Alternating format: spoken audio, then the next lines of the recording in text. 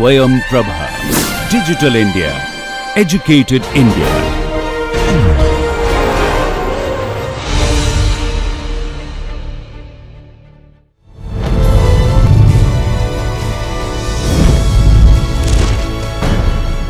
Yoga Karmasu Kaushalam.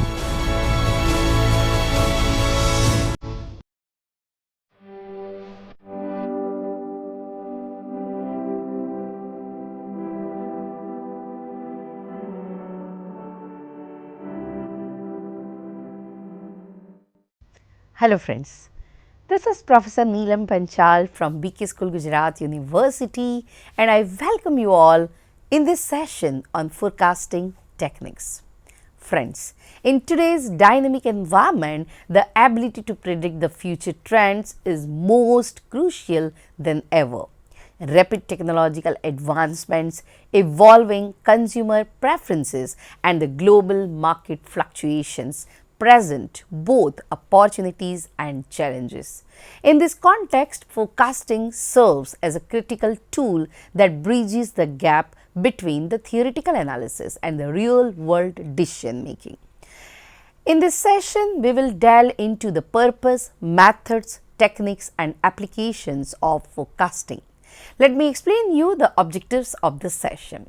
The objectives of the sessions are to understand the purpose of forecasting, to differentiate between forecasting methods, to explore the common forecasting techniques, to apply forecasting in real world scenarios, and to evaluate forecast accuracy and performance. Friends, let me introduce you in detail about what is forecasting.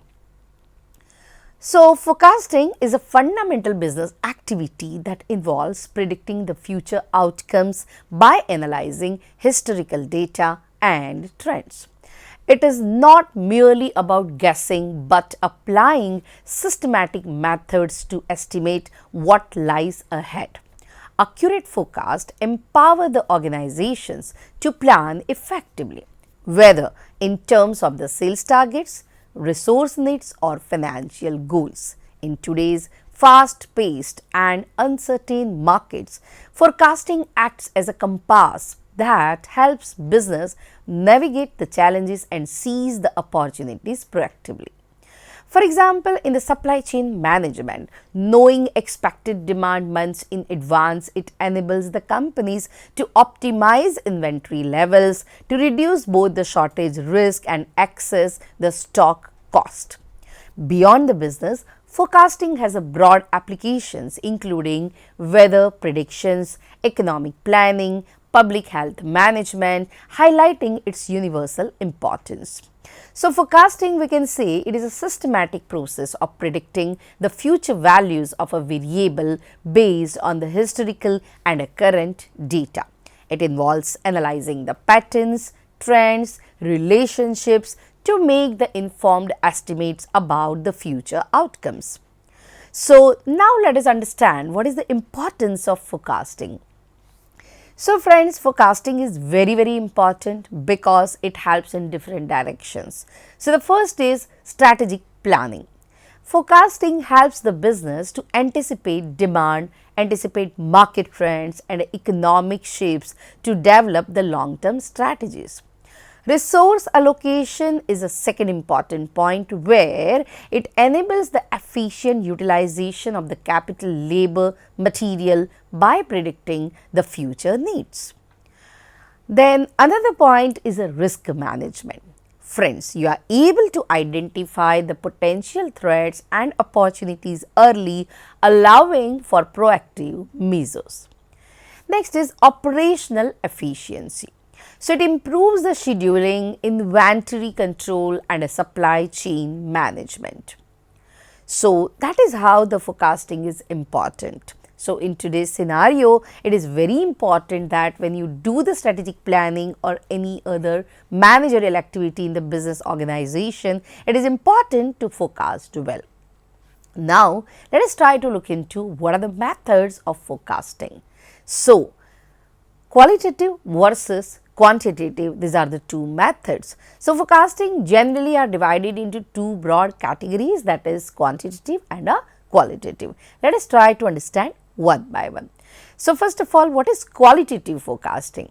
So, it relies on the human judgment, intuition and expert knowledge, making it invaluable when the historical data is scarce or irrelevant, such as when launching an innovative product or entering a new market. Techniques like the Delphi method utilize the iterative surveys among the experts to reach the consensus, while the market research gathers direct consumer insights. However, qualitative methods can be subjective, influenced by biases and difficult to validate quantitatively. On the other hand, quantitative forecasting, if we talk, then quantitative forecasting harnesses the mathematical and statistical models to extrapolate patterns from the past data. Time series analysis, regression models and econometrics fall under this category and are powerful when ample historical data exist. Quantitative methods offer objectivity and reproducibility but can fail to predict sudden market disruptions or structural changes not captured in the past data. Often, combining both approaches into the hybrid models yields the best results, balancing the data-driven rigor with human insight. Now, qualitative forecasting, if you look into it, relies on the subjective judgment, expert opinions and the market research rather than the historical data. What are the key techniques in the qualitative forecasting? So, the first is a Delphi method. What happens here is a panel of experts anonymously answer the questionnaire in multiple rounds. Feedback is aggregated to coverage towards the consensus and it is useful in uncertain or novel environments. Secondly, market research. So, it collects the consumer intentions and preferences through surveys and focus groups and effective when launching the new products. Next is the expert opinion method. So, friends, here as the name suggests, decision makers or the industry experts provide the forecast based on the experience. What are the advantages of the qualitative forecasting? So, the first is it is useful when the data is scarce or non-existent. Then, it captures the insights about the market changes, competitor actions or a consumer sentiment. What are the limitations? So, it is subjective and prone to bias, difficult to quantify accuracy, time consuming and costly in some cases. Now, let us try to look into the key techniques in the quantitative forecasting. So, the quantitative forecasting uses the mathematical models and historical data to predict the future values. What are the key techniques? Let us try to look into one by one. So, the first is a time series analysis. Now, time series analysis, as the name suggests, it is analysis of the time series.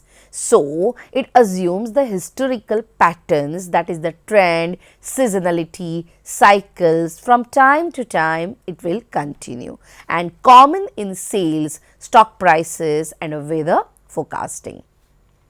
Next is a regression analysis. So, it explores the relationship between the dependent and independent variables to predict the outcomes.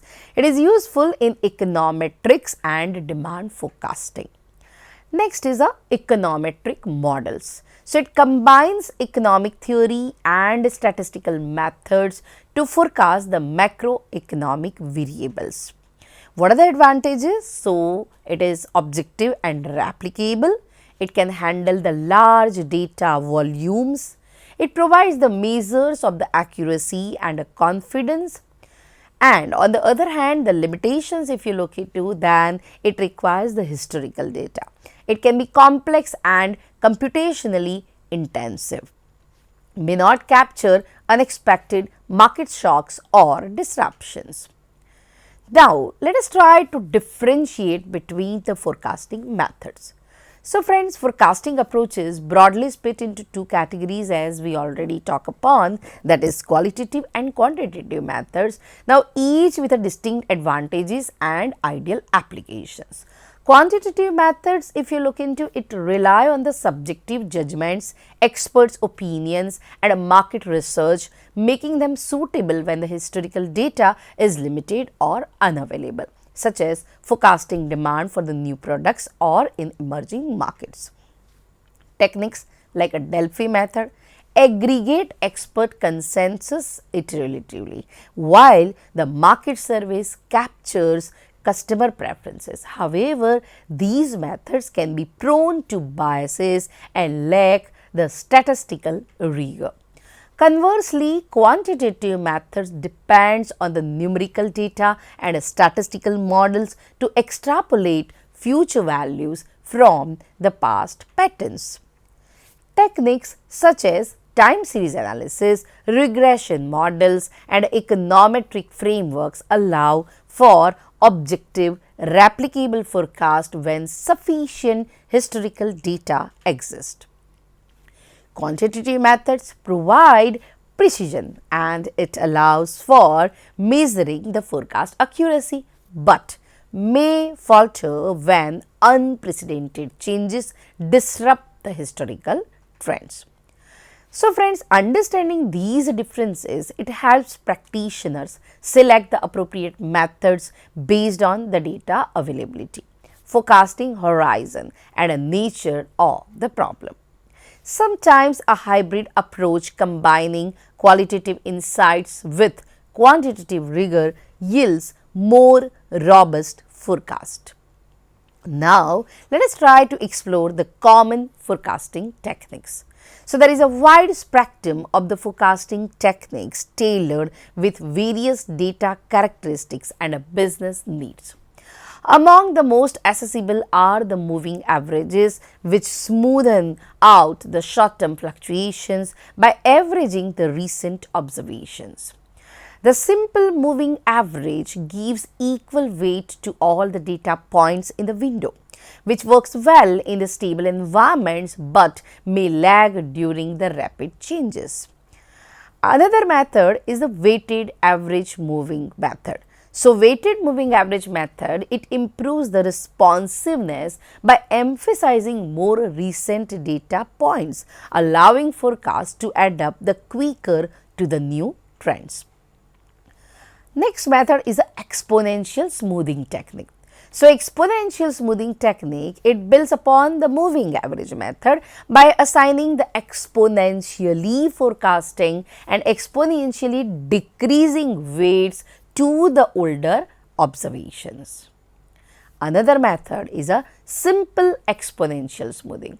So, here as the name suggests, the simple exponential smoothing, it suits the data without trends or data without a seasonality. While the Hall's linear trend method, if you look into, on the other hand, there is an additional method called a linear trend methods. So, it extends to the seasonality. So, for data exhibiting the seasonality, periodic fluctuations, Hall's Winters seasonal method is appropriate. Why appropriate? Because it incorporates the seasonal indices. It enables the accurate forecast for the cyclical patterns like mostly sales peaks during the holidays. For complex data sets exhibiting non-stationary autocorrelation and multiple patterns, ARIMA for example, that is auto-regressive integrated moving average models, provide a flexible, sophisticated approach. ARIMA combines autoregression, dependence on the past values, differentiating to stabilize series and moving average of the residual errors. Now, although the ARIMA models requires deeper statistical expertise, they are widely used in finance, economics and demand forecasting to model, integrate the data structures and generate the reliable predictions. Now, the point over here is which method you are using or which technique you are using, that is totally depend upon the type of data, the nature of the business, the size of the business and the type of work for which you want to do the forecasting. Now, The next important point is evaluating forecast accuracy and performance. So friends, accurate forecasting requires ongoing evaluation to ensure the reliability and utility in decision making.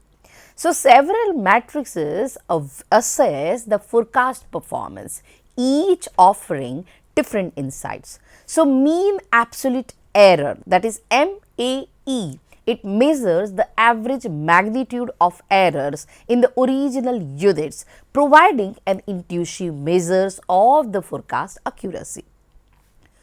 Another point over here is a root mean squared error, that is RMSE.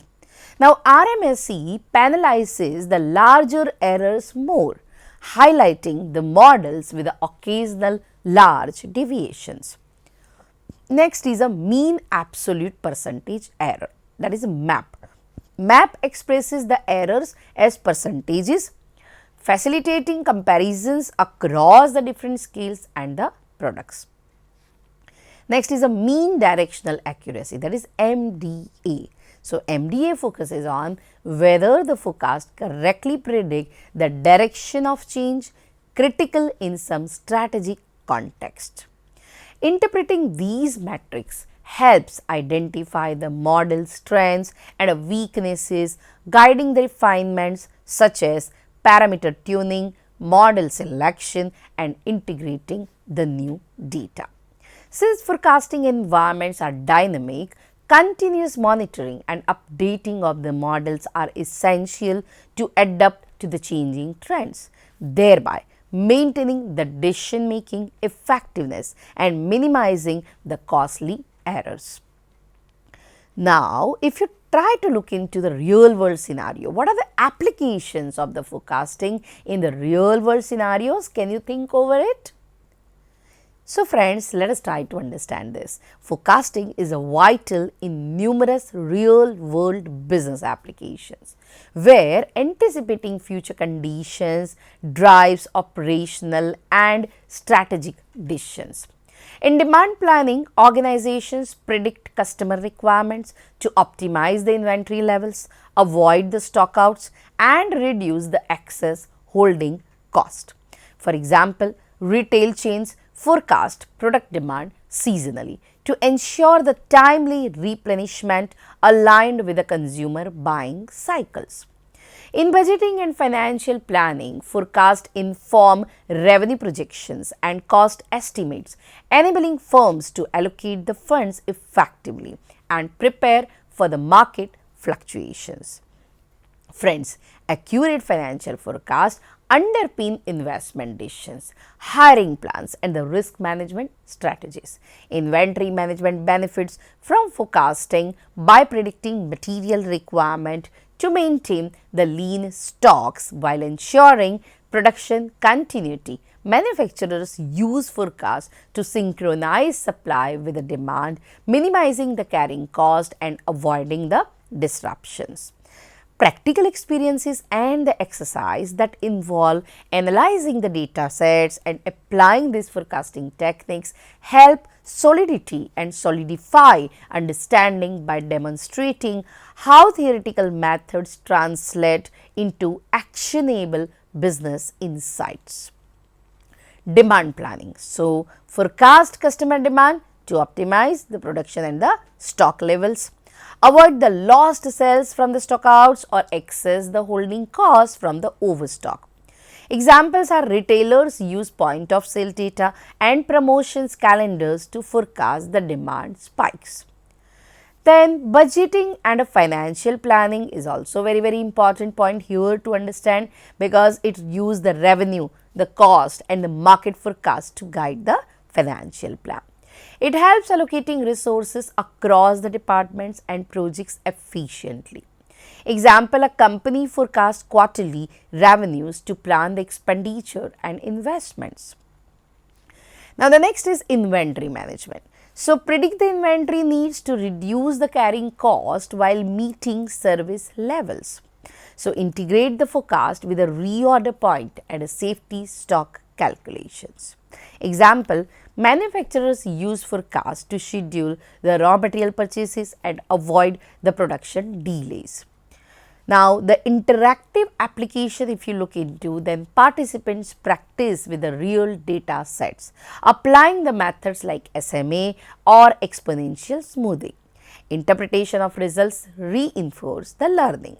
Evaluating forecast accuracy and the performance is also very important. What are the key matrices? If you look into here, then the mean absolute error, that is average magnitude of the errors without considering the direction. Root mean squared error, it penalizes the larger errors more due to squaring. Mean absolute percentage error, it expresses the error as a percentage, making it easier to interpret the across scales. Mean directional accuracy, that is MDA, it measures how often the forecast correctly predicts the direction of the change. Now, let us understand what is the importance of evaluation. So, if you don't evaluate, you would be in a trouble. So, forecast errors directly it impacts on the operational decision and the cost. Regular evaluation, if you do of the forecast, then it helps to identify the model weaknesses and opportunities for the refinement. What are the model refinement strategies? So, update the forecast with the new data frequently, adjust the model parameters or switch to the alternative models as needed. Combine the models to leverage the strength and mitigate weaknesses. So, after understanding all these concepts of the forecasting, let me summarize the session.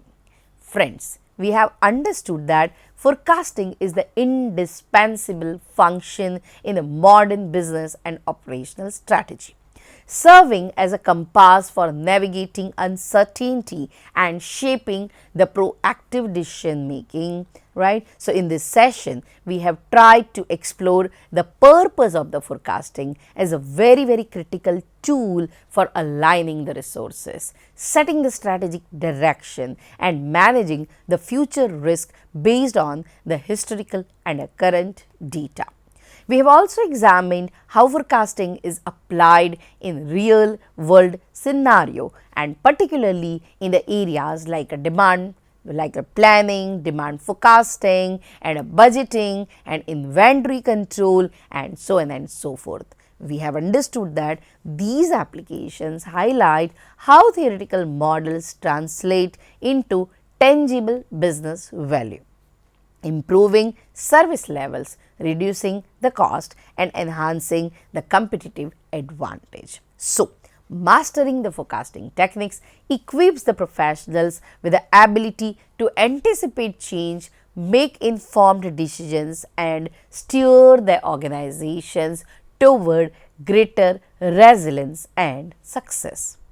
Continuous learning combined with the analytical rigor and strategic thinking, it is very essential to harness the full potential of forecasting in any industry. I hope you are clear with all the fundamentals of forecasting and I hope you are clear with the difference between the planning and the forecasting, and I assume that in the near future when you are becoming a manager, you will be able to use these fundamentals and have the applications in the business world. I hope you like the session. Thank you.